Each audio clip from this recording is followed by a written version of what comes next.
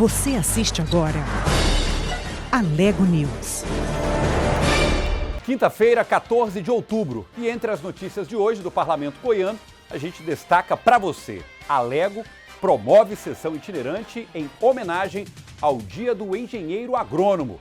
Comissão de Agricultura se reúne para a apreciação de projetos. E ainda, a campanha Outubro Rosa no Legislativo Goiano.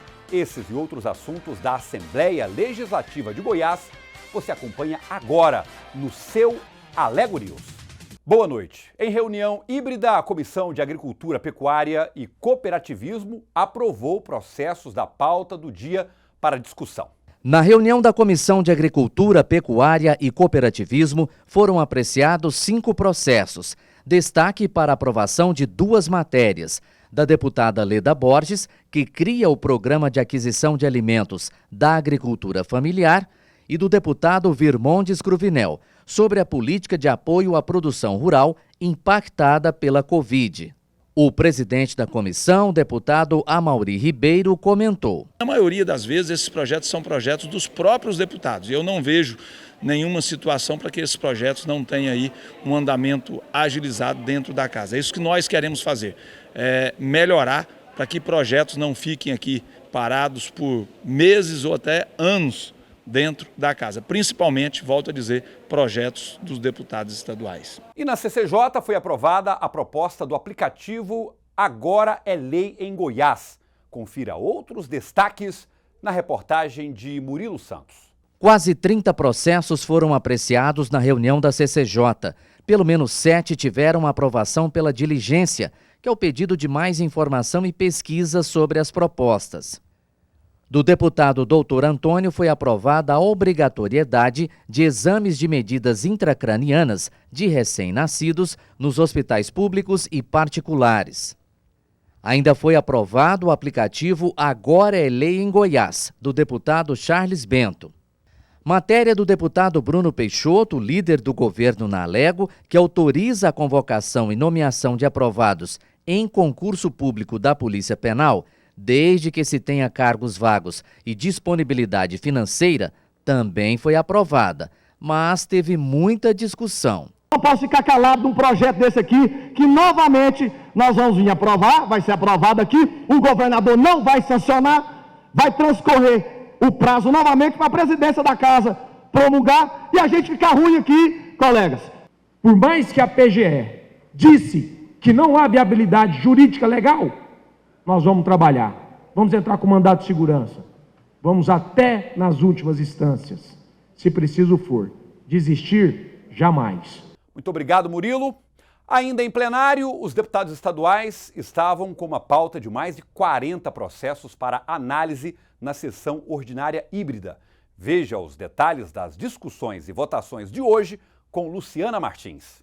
Foram 121 dias de muita participação e apresentação de projetos. Representante de Morrinhos, Maiclin Carreiro exerceu por 3 meses o mandato de deputado estadual no lugar de Júlio Pina, que estava de licença médica.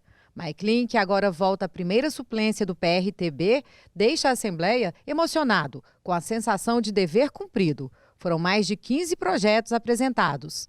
Eu acredito que saio aqui de cabeça erguida, com o dever cumprido, de ter lutado pelos goianos, ter defendido o nosso estado de Goiás e principalmente representar com excelência a minha cidade de Morrinhos e a região sul do estado de Goiás. Estou muito satisfeito de poder voltar aqui a essa casa e colocar os nossos projetos em prática e continuar ajudando o nosso estado de Goiás. Por 22 votos, foi aprovado em primeira votação projeto do governo que transforma o cargo de agente de segurança prisional em cargo de policial penal.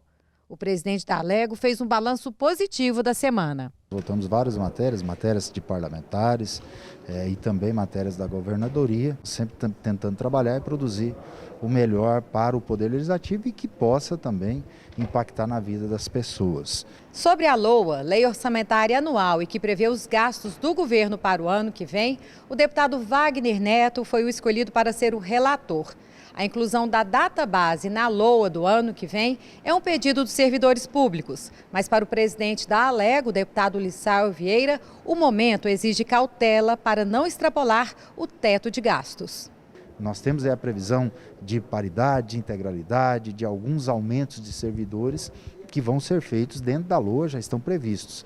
A database é uma discussão das categorias, o governador terá sensibilidade para ouvir e para poder achar o ponto de equilíbrio aí, beneficiando os nossos servidores, que são importantes, mas também não prejudicando as finanças do Estado, como, por exemplo, furar o teto de gastos. Parabéns, Luciana. Muito obrigado.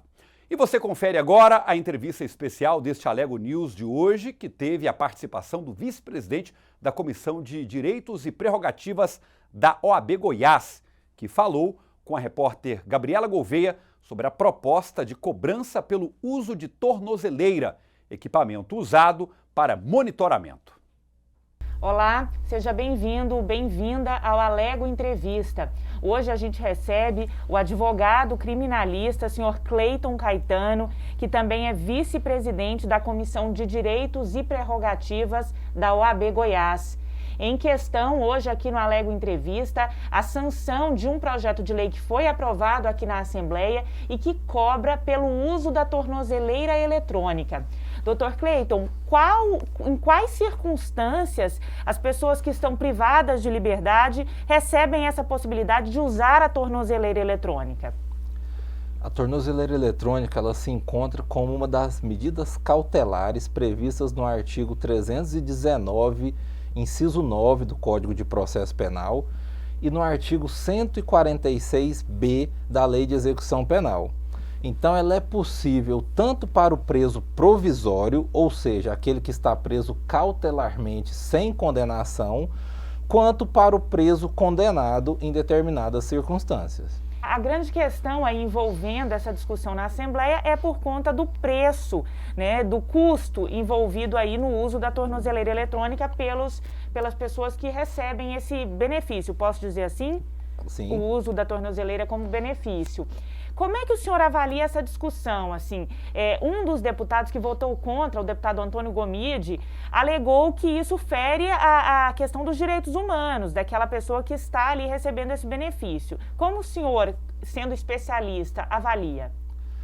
Olha, infelizmente, não é uma situação exclusiva desta Casa de Leis a finalizar todo o processo legislativo, ir para a sanção do Executivo e, posteriormente, haver questionamento quanto à constitucionalidade dessa lei.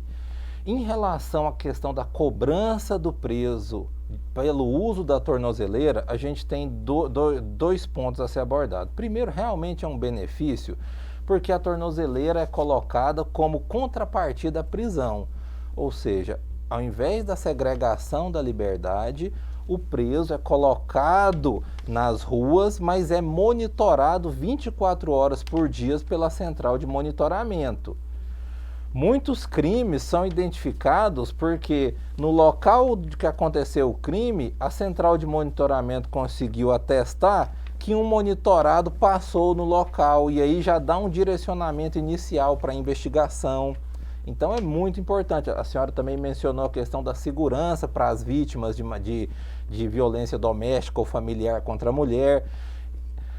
O ponto é que esta justificativa de economia para os cofres públicos não se sustenta. Porque enquanto a tornozeleira custa R$ 250 por mês de manutenção, um preso custa mais de R$ 2.000.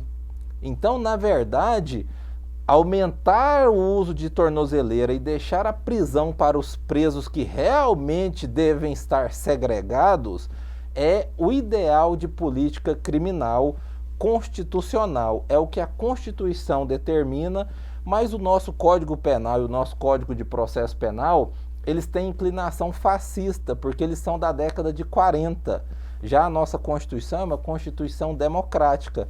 Então, esses instrumentos legislativos, eles continuam a se chocar.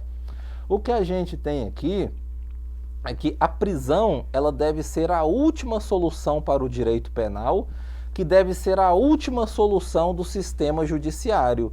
O que a gente tem é uma inversão no Brasil. A gente sempre coloca a prisão como a primeira resposta.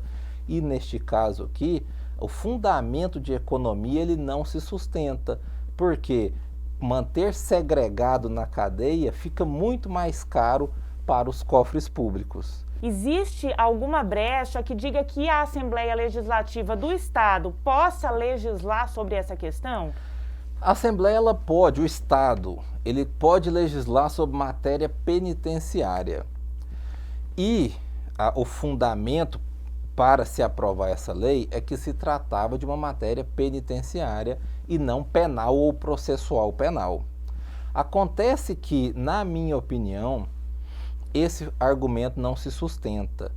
Por quê? Vamos começar.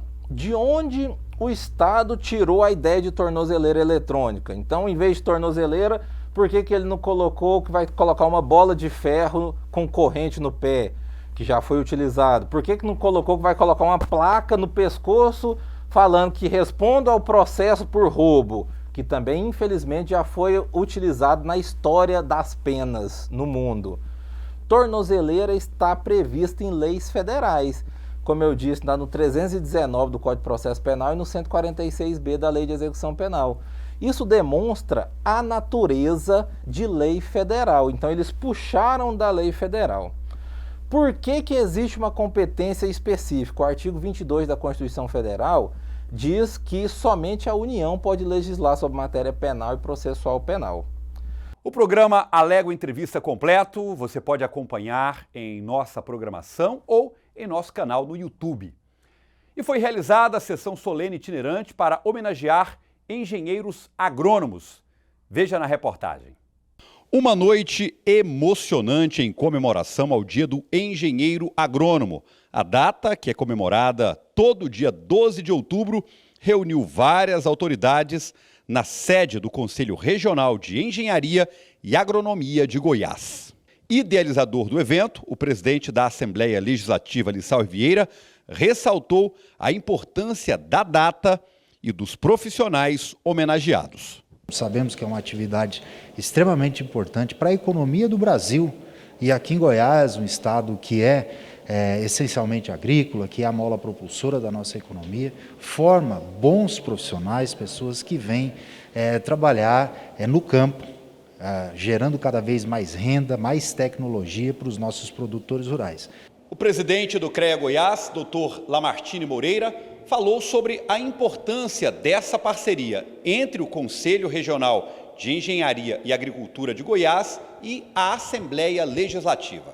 Nós temos muitas parcerias em comum, né, que vai agregar aos nossos profissionais. Hoje o CREA Goiás conta com mais de 64 mil profissionais. E as leis que passam lá pelo Legislativo e na mão do Lissauer, que vem nos ajudando bastante, isso corrobora com todos os profissionais que estão aí fora. O secretário de Estado da Agricultura, Pecuária e Abastecimento, Tiago Freitas de Mendonça, disse que os engenheiros agrônomos mostram, neste momento, mais que em qualquer outro, o seu valor. Esses profissionais estão sendo cada dia mais demandados no sentido também da gestão dentro das propriedades. E isso que eu tenho levantado muito essa questão, porque não é só saber plantar, não é só saber realmente conduzir as lavouras. E hoje os engenheiros agrônomos estão sendo demandados no sentido de ter uma gestão da propriedade, uma gestão do negócio. Para Pedro Alves, diretor florestal do Ministério da Agricultura, a retomada econômica no Brasil passa pelos engenheiros agrônomos. O engenheiro agrônomo ele foi um dos responsáveis pela evolução da agricultura brasileira, que passou em 5 décadas dependente de produtos externos para um grande exportador de alimentos. O engenheiro agrônomo é peça fundamental nessa grande transformação que ao longo de 5 décadas movimenta o setor agropecuário brasileiro, que hoje é tão pujante, é o motor da nossa economia. No próximo dia 17 de outubro será o Dia da Agricultura e a data também foi lembrada durante a solenidade. A agricultura tem sido fiel da balança do PIB brasileiro nos últimos anos.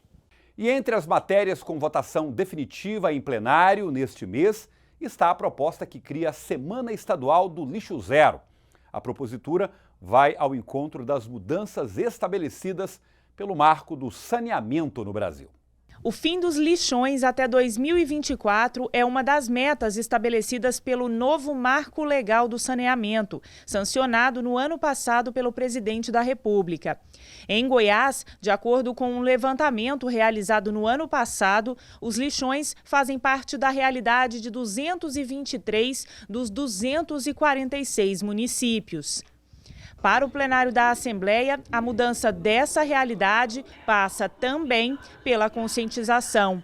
Aprovada em 5 de outubro, a proposta apresentada pelo deputado delegado Eduardo Prado prevê que anualmente, na última semana de outubro, seja realizada a Semana Estadual do Lixo Zero.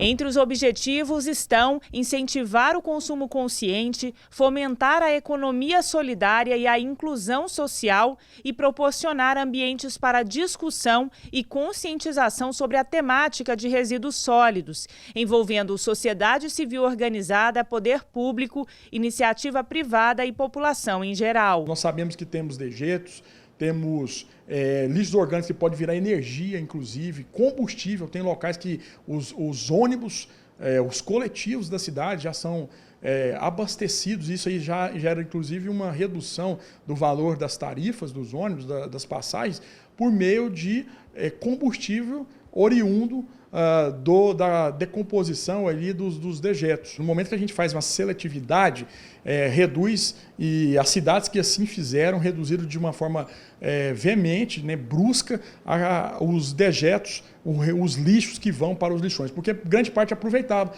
como adubo, outros viram obras de arte, tem a situação de produzirmos o combustível também, enfim, são várias utilidades, e essa separação, essa conscientização que é feita por meio dessa Semana do Lixo Zero também, é importantíssima para que nós diminuamos aí a questão dos lixos nesses chamados lixões. Engenheira agrônoma com mestrado na área, a Luísa integra a equipe técnica da Comissão de Meio Ambiente e Recursos Hídricos da Alego. Ela defende a importância da reflexão sobre o consumo e também sobre a produção. A ONU informa que 99% dos produtos que compramos são descartados em menos de 6 meses. E aí vem a pergunta: consumimos mal? Não sabemos descartar? Quem produz está consciente da produção? O meio ambiente precisa de respeito, precisa de dedicação, precisa de atitudes, precisa de pessoas. Não precisam ser apontados os erros, nós precisamos de soluções. E essas soluções só vão nascer a partir do momento que questionamos nossas atitudes, que encontramos espaço para debates com conteúdos, para que possamos um dia deixar às gerações futuras um ambiente saudável e com bem-estar. E a campanha Outubro Rosa da Assembleia Legislativa de Goiás teve o seu lançamento oficial hoje pela manhã aqui na casa. Acompanhe. As lembranças permanecem. Momentos bons e ruins, de profundo ensinamento. Histórias reais que deixam marcas para toda uma vida. Eu passei na família, infelizmente eu perdi minha mãe, com câncer de mama. Ela descobriu já numa fase muito avançada, infelizmente ela não teve como se tratar. E por falar em histórias, agora é o momento de colocar em prática a conversa em dia. Uma mesa redonda com pessoas que têm muito a dizer e esclarecer sobre a importância do diagnóstico precoce do câncer de mama. Nós não temos para o câncer de mama uma prevenção propriamente dita. O que nós conseguimos, e por isso nós nos batemos cotidianamente. E nesse mês de outubro, o mês do Outubro Rosa, da campanha de conscientização, o que nós queremos deixar como lição primordial é: o que salva vidas é a detecção precoce. Devido à pandemia, o ano passado nós não podemos realizar. E agora voltamos a pregar aquilo que toda mulher precisa saber, que é a prevenção do câncer de mama. A Assembleia Legislativa, mais uma vez, adere à campanha Outubro Rosa, que trata especialmente sobre o tema. Logo na entrada principal da casa, laços são entregues como símbolo maior da luta. O câncer de mama é o segundo tipo de tumor mais comum e que acomete a população feminina brasileira e que representa cerca de 24,5% de todos os tipos de neoplasias diagnosticadas. E é também o que mais mata. Segundo dados do INCA, Instituto Nacional do Câncer, são esperados ainda para este ano mais de 66 mil novos casos. Se cuidar é a melhor prevenção. Precisamos falar mais sobre o assunto. O câncer de mama apresenta sinais e sintomas que, se identificados nas fases iniciais, podem aumentar a chance de cura. Se informe e previna-se. A vida é preciosa demais.